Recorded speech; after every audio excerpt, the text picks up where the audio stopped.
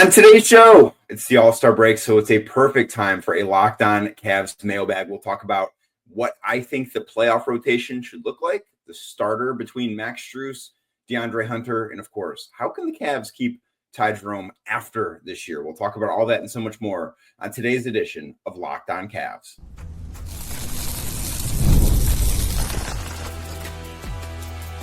You are Locked On Cavs, your daily Cleveland Cavaliers podcast. Part of the Locked On Podcast Network, your team every day. What's up, everybody? My name is Danny Cunningham. You might know me from my time covering the Cleveland Cavaliers, places like 92.3 The Fan, my Substack, The Inside Shot, Cleveland Magazine, and a number of other stops along the way. I want to say thank you to you for making Locked On Cavs your first listen today and every day. You can find the show anywhere you get your podcast, Apple, Spotify, anywhere else. Drop us a 5-star rating. Leave us a nice review. Be a friend. Tell a friend about Locked On Cavs. Make sure you're subscribed. Make sure a friend is subscribed as well. And if you're watching the show on YouTube, do me a favor, hit that thumbs up button for me. Click subscribe and hit that notification bell so you don't miss the latest Locked On Cavs content, a proud part of the Locked On Podcast Network, your team every day. Today's show, of course, brought to you by FanDuel. Right now, FanDuel customers can get $150 in bonus bets if your first $5 bet wins. Again, new FanDuel customers can get $150 in bonus bets if that first $5 bet wins. On today's show, we've got a mailbag. It is the All-Star break. I am, as you can see right now, not in my normal setup. The rest of this video will be in my normal setup. I recorded this last Thursday. This is obviously coming out on Monday. I'm recording this part of it Sunday morning. So I did see Darius Garland not win the three-point shootout last night. Thought he performed well. Saw Evan Mobley and Donovan Mitchell win the skills challenge, which was a little strange, I think, if we're all being honest. But congratulations to those guys for that accomplishment. That trophy will be able to be on the mantle forever. In today's show, talking a lot about what the future looks like for this Cavs team, because I think we all believe there's going to be a long postseason run, but exactly what they look like during that postseason run and the lead up to it is a very interesting thing and a lot of interesting questions that you guys had. So I do appreciate all the interaction. I appreciate the great questions that you guys had. And without anything else, let's get started with the All-Star edition of the Locked On Cavs mailbag. All right, let's get to it with this Monday mailbag edition of Locked On Cavs. You guys had a lot of questions. I've got a lot of answers. I don't know if you're going to love all the answers, but I've got a lot of answers. And I want to start the show talking about the small forward situation. And Kimmy Buckets 22 asks, who do you think should be starting going forward and into the playoffs, DeAndre Hunter or Max Strus? And this is a question that I've talked about a few times on this show lately. And I don't necessarily know that there's a right answer or a wrong answer. I do think that there might be an answer that is maybe a little bit more right than the other one. But I think that this is something that we're going to have to see play out in real time. We know what Max Strus is with the starting five. We know how good he looks when he's alongside Darius Garland, Donovan Mitchell, Jarrett Allen, and Evan Mobley. The results for him, and more importantly, the results for the Cavs have been really, really good. In the 210 possessions that he's played with that group, the Cavs are outscoring opponents by 32.8 points per 100 possessions, according to Cleaning the Glass. So they have absolutely dismantled opponents when Max Strus has played with the starters, when he's been in that starting group. Now, that doesn't mean they get off to that start every single game, obviously, and he has a ton of experience with that group, which I do think matters to some extent. But you also look at DeAndre Hunter as obviously a little bit of an unknown, because we don't know exactly how good he's going to look alongside the rest of the starting five in Cleveland, because we just haven't seen it quite yet. Right? Like, we've not seen him play a ton of minutes in Cleveland because it's only been 2 games before the All-Star break. And that is something that is worth keeping an eye on. I think that there is a world where maybe those advanced metrics don't look as good for him, because so far in the 2 games that he's played 20 possessions. And really, I think all of this came in that first game he played against Minnesota last Monday. But he's played 20 possessions with the core 4, and that net rating was a plus 20, which is really good, but it's such a small sample size that obviously it's not worth making your decision based upon that and that alone. With that said, I do think that Hunter can do some things that I'm just not sure Max Strus can do.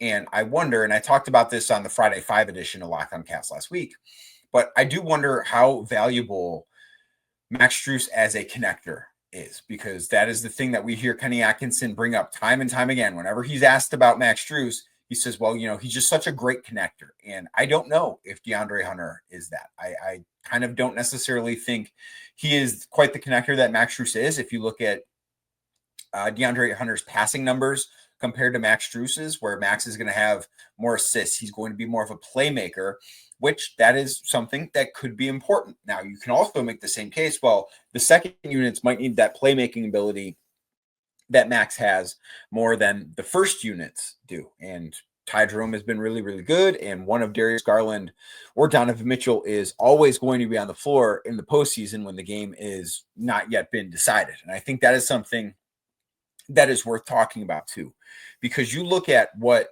DeAndre Hunter did in Atlanta, where he brought a big scoring punch off the bench, and it was necessary for him to bring a big scoring punch off the bench because the Atlanta Hawks, that's how their team was built. Where the Cavs, this roster is constructed so differently that I don't know that they need that same scoring punch off the bench that the Hawks did, because in those bench lineups in the postseason, as I mentioned, you're going to have an all-NBA caliber guard as part of them. In Atlanta, when Trae Young sat, there just wasn't much. And there would be times where they would need to just throw DeAndre Hunter the ball and say, hey, man, go get us a bucket so we can stay afloat offensively. I don't see that happening a ton in Cleveland. The lineups that Kenny Atkinson plays Hunter with, I think will be really, really interesting to watch over the next couple of weeks, because Atkinson has made the comment that it takes probably 3 or 4 games for a player to start to feel comfortable in a new situation. Obviously, we've seen Hunter play 2 of them. We'll see him play more throughout the course of this week, but it takes 15 to 20 games for a coach to feel comfortable with a new player. So if that's the case, Kenny Atkinson, by his own math, is not going to feel comfortable with DeAndre Hunter really until the middle of March. If you look at it, like maybe around the time the Cavs go out west is when you start to see things really click with Atkinson and how he feels about Hunter and the lineups that he wants to use him in. I personally think that when the playoffs arrive, particularly in a matchup against the Boston Celtics, DeAndre Hunter is the one that makes more sense to have in the starting lineup. That is my belief. I don't know if the Cavs are going to go that way. I see it from both sides because the data tells us that Max Strus is awesome alongside the starters.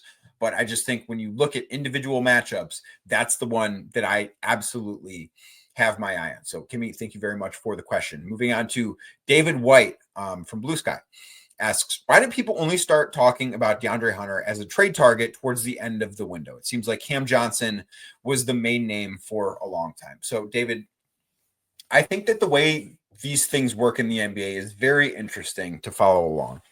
And I first heard about the Cavs having interest in DeAndre Hunter, I think it was in early December, is the first time that somebody who does not work for the Cavs, this was a source not associated with the Cavs, but hey, just keep an eye on this. This is what I'm hearing. And it's something that you hear, but I can't come out and just report that and say, yeah, the Cavs are interested in DeAndre Hunter, because so many things can change from the time you first hear a rumor like that, which doesn't have a lot of confirmation. It's one person telling me what they heard. And that is something that, you just kind of store in your back pocket. And then I started hearing more, really, I think Tuesday afternoon of the trade deadline, or maybe it was Monday night, Tuesday afternoon or Monday night of the trade deadline. So a couple days before, it was the day of the Boston game, actually. So the afternoon of the Boston game that the Cavs lost. I had heard from a couple of people that day that said, hey, things are starting to ramp up. We're hearing, DeAndre Hunter could end up in Cleveland. Like, that is something that I had heard from a couple of different sources across the NBA. And I think that they always had interest in him, but that interest wasn't necessarily as out there. And I do think that the interest in Cam Johnson, which the Cavs did have, I think was a little bit overblown. I don't think that they loved Cam Johnson quite as much as maybe some people were led to believe. I think they liked Cam Johnson, but I don't think they were willing to part with everything that they would have needed to part with in order to get him in Cleveland. It's no coincidence that Cam Johnson was not traded from the Brooklyn Nets, because the asking price that Brooklyn had for Johnson was so high. And I don't know if the Cavs had enough to go get him. I think that the Cavs may rather just have DeAndre Hunter. than Cam Johnson. Like, I think that's a realistic thing, that not to say they don't like Cam Johnson, but they didn't love Cam Johnson from everything that I've been led to believe. So when that is what I believe, and I know they like DeAndre Hunter a lot. I know that the interest in DeAndre Hunter wasn't something that, it didn't pop up when the Cavs lost to Boston. It was like, oh man, we need to go get a wing. Let's, you throw a dartboard ends on DeAndre Hunter. Like, that's not how that works. This is interest that, to my knowledge, has dated back a while. And Kobe Altman even talked publicly about the fact that, they were interested. They did a lot of work on DeAndre Hunter back in the 2019 draft when he ended up going one selection ahead of Darius Garland. So they had a lot of background on him. And Kobe is somebody who has talked about liking guys for a while before they end up on the Cavs. He's mentioned that with Ty Jerome a number of times, as he liked Ty a lot. He was very high on Ty. And when the opportunity came to sign him, he jumped on it. And when the opportunity came to trade for DeAndre Hunter, that is something that this Cavs front office jumped on. I think they liked Hunter a lot. I don't think that this was just some interest that popped up out of nowhere. I think it was some very legitimate interest that had been around for a while for the Cavs. And I just don't know that, one, the Cavs loved the price for what Cam Johnson was going to cost them, or really any team. And two, I kind of just think they like DeAndre Hunter a little bit more than they might have liked Cam Johnson. So that, Joe or David, thank you very much for the question. Very much do appreciate it. Up next, we're going to dive into the playoff rotation and who should the Cavs maybe want to avoid in the postseason. We'll do that straight ahead right here on Locked On Cavs. Today's show is brought to you by Hungry Root. When it comes time to grocery shop and meal prep, you might have this ongoing problem. Maybe you just don't have enough time. Life can get busy. I know it's very busy for me between work, life, trying to eat healthier, which is a really important thing. Obviously, it can lead you to constantly feel stressed out, right? Maybe you go to the grocery store, you buy things that you don't need because you went to the grocery store hungry, which is a giant no-no. And then you end up with no time to actually cook the things that you do buy. And if you want to stick to your health goals, well, good luck, because that can be a struggle too. So everything can change by discovering Hungry Root. It's a game changer, and it's one of the easiest ways to eat healthy without all the stress. With Hungry Root, it's like having a personal shopper and a nutritionist all in one. They take care of the grocery shopping, recommending meals, groceries based on your taste and health goals, from anti-inflammatory to high protein and gluten-free options. Plus, the best part, every meal is ready in 15 minutes or less. Quick, healthy meals that actually taste great, all delivered straight to your door. It's a huge time saver and can make eating healthy so much simpler. So you're going to love Hungry Root. And for a limited time, you can get 40% off your first box and a free item in every box for life. Just go to hungryroot.com/LockedOnNBA and use code LockedOnNBA. That is hungryroot.com/LockedOnNBA, code LockedOnNBA, LOCKEDONNBA, to get 40% off your first box and a free item of your choice for life. Again, that is hungryroot.com/LockedOnNBA. Use code LockedOnNBA. Don't miss out. Thank you again for making Locked On Cavs your first listen today and every day. Like I said earlier, you can find the show anywhere you get your podcasts, Apple, Spotify, anywhere else. Drop us a 5-star rating. Leave us a nice review. Be a friend. Tell a friend about Locked On Cavs. Make sure you're subscribed. Make sure a friend is subscribed as well. And Froshow23 on Reddit asks, what are both the ideal and worrisome possible first and second round playoff matchups for the Cleveland Cavaliers? So this is something I've been thinking a lot about lately, because as we get closer to the playoffs, obviously these things start to just have a little bit, you can see it a little bit clearer, right? Like, we're starting to know, I think we have a pretty good idea of who the top 6 teams in the East are. Not to say Orlando and Detroit can't flip places, or maybe Miami gets up to 6, although I don't necessarily see it with that group. I just kind of think that the top 6 in the East is going to be Cleveland, Boston, New York, in that order, in the top 3. And then some order of Indy, Milwaukee, and Detroit, 4, 5, and 6. After that, obviously with the play-in, we don't know how those teams are going to shake out until we actually see the play-in games. But it's going to be 4 of these 5 teams, I think, between Orlando, Miami, Atlanta, Chicago, and Philly, if Philly ever gets their act together, if they decide, hey, we even want to be in the play-in, because I do think it actually makes a ton of sense for them to shut Joel Embiid down and have surgery and have him miss the rest of the season and just tank. But that's not what we care about. What we care about is the best and worst possible first round matchups for the Cavs. So in the first round, if we're going off that group of 5 teams, Orlando, Miami, Atlanta, Chicago, Philly, I don't know that there's a team that is necessarily that qualifies as worrisome. I mean, we're talking about a Cavs team that, in my opinion, will win more than 60 games this year. They're one of the best offensive teams ever in the history of basketball. They are, I think, going to take some steps forward on the defensive end of the floor. I just don't think that there's a team in that group that can beat the Cavs 4 times in 7 games. Could some maybe give them more of a test than others? Are some places maybe a little bit more difficult historically for the Cavs to play? Sure, but I don't know that any of those teams strike me as worrisome. If I have to pick the one that I would probably, if I'm the Cavs, want to play the least, it's probably Orlando, just because I do think Orlando at its peak is a very physical team, right? And they look much different when they have all 3 of their guys in terms of Paolo Banchero, Franz Wagner, and Jalen Suggs out there. They've only had that, I think, for like 6 games this year. So we don't exactly have a feel for who Orlando actually is because of the injuries that they have. But I do think when they're fully healthy, and who knows if that'll be the case when April rolls around, but I think that they are a team that is going to be very physical, and that might not be a long series because I just don't see how Orlando could keep up with the Cavs offensively. I just think that that's going to be a matchup where the Cavs are going to find a way to score 115, 120 points against everybody consistently because they're that good on that end of the floor.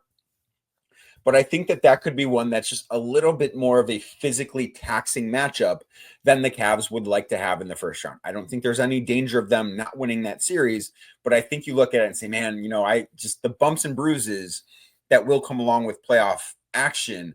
I think Orlando is probably a team that's more capable at causing them than the rest of those teams. Like if the Cavs played the Miami Heat, I don't think that'd be a very long series. If the Cavs played the Atlanta Hawks, especially with how the Hawks are now, I don't think that would be a very long series. There would be some storylines, certainly, but I don't think that would be a long series. If the Cavs played the Bulls, I don't think that would be a very long series. Could the Sixers win a game or two because they've got Joel Embiid if he's healthy? Sure, but I don't anticipate that being the case. So out of that group, I think Orlando is probably the team that you look at and say, yeah, I don't know if I would love to play them in the first round, but no one in that group says, yeah, they have a real chance at upsetting the Cavs. And then you move on to the second round, which I believe is going to be one of Indiana, Milwaukee, or Detroit. And of that group, I don't think any of those teams, I would not pick any of those teams to beat the Cavs, but I look at Milwaukee as a team that I think the Cavs actually match up against really, really well.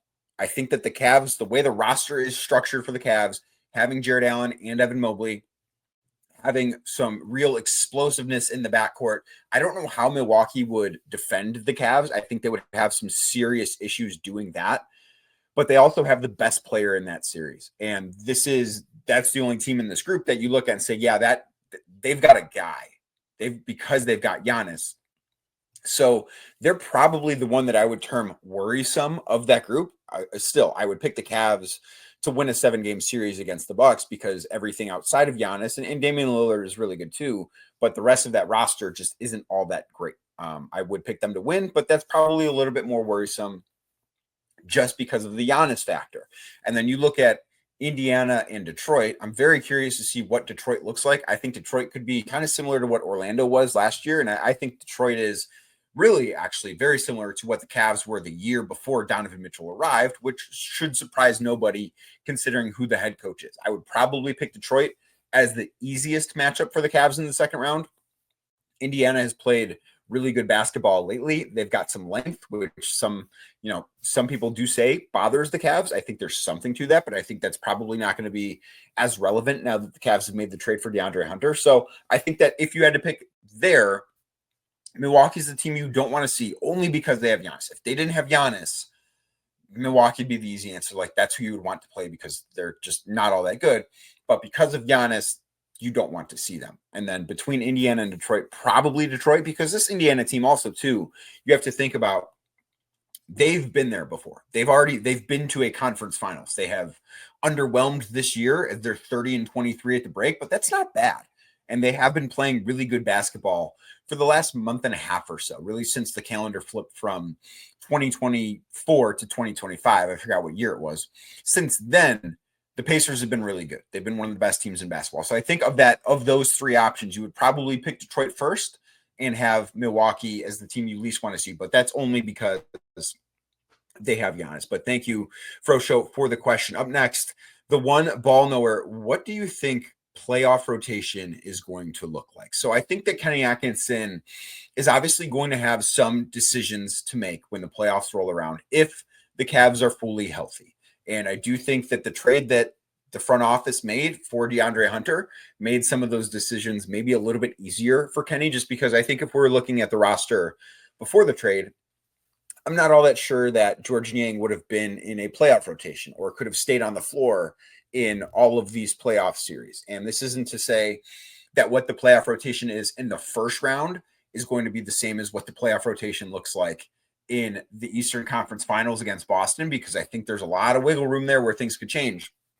But the way I look at it as in the first round, I think Kenny's still going to try and play 10 guys, but it's going to depend on how guys 9 and 10 are playing. So the core 4, obviously, those 4 are going to play.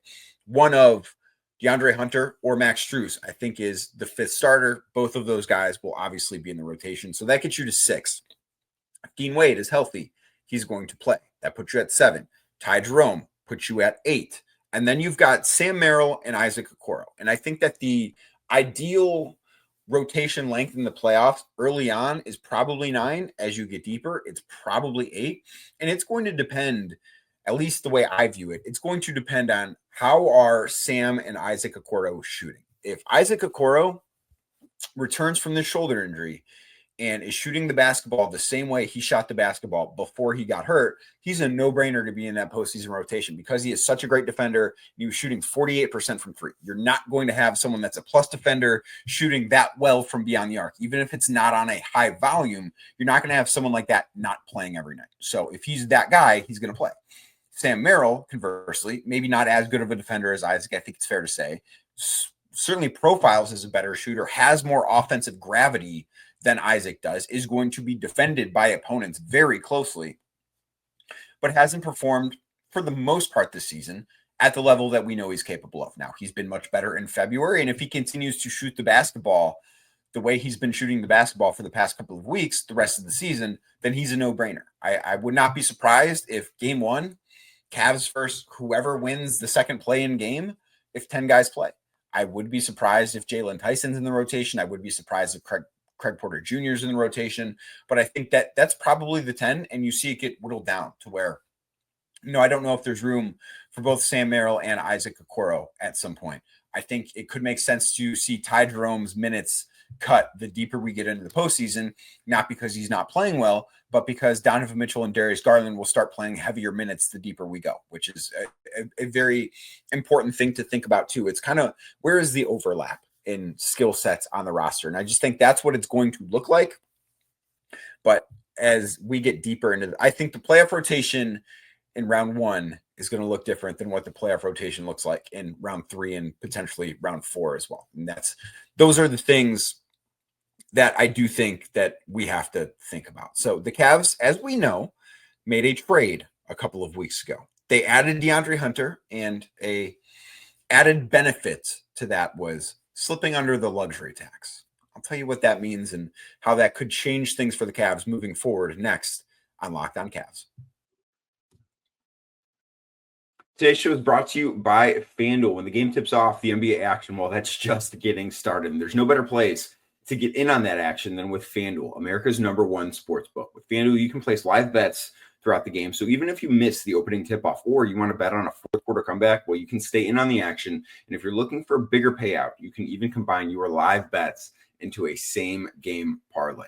FanDuel's live betting feature keeps every moment of the game exciting, whether you're backing your team for a late-game rally or picking a player to hit a clutch 3. You'd never feel like you miss your chance. Plus, the app is easy to use, and when you win, you get paid instantly. Right now, new FanDuel customers can get $150 in bonus bets if your first $5 bet wins. Just visit FanDuel.com to join today. That's FanDuel.com, FanDuel.com to join today for your shot at $150 in bonus bets. Make every moment more with FanDuel, the official sports betting partner of the NBA.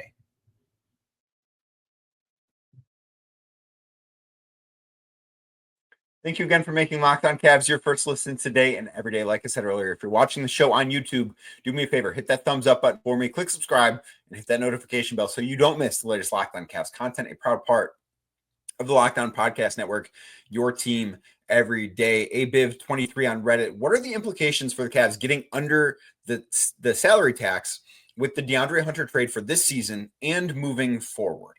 So the implications this season are obviously that the Cavs will be less expensive than they would have been. And I've been told that there was no mandate from to get under the tax line.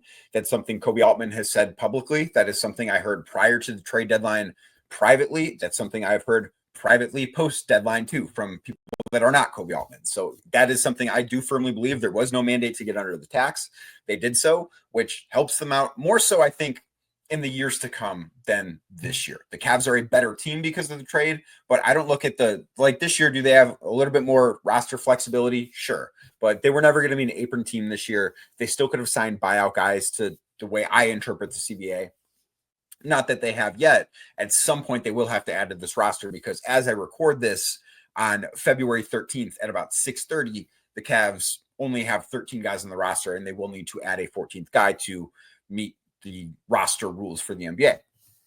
But what I think this does, and it changes things a couple of ways next year. So now for sure, the Cavs are going to be in the second apron next year. They're going to get very expensive very quickly. They are, as things stand right now, they are already $2.5 million over the second apron next year. And that is without several players under contract. That's without Ty Jerome. That's without Sam Merrill. That's without Tristan Thompson.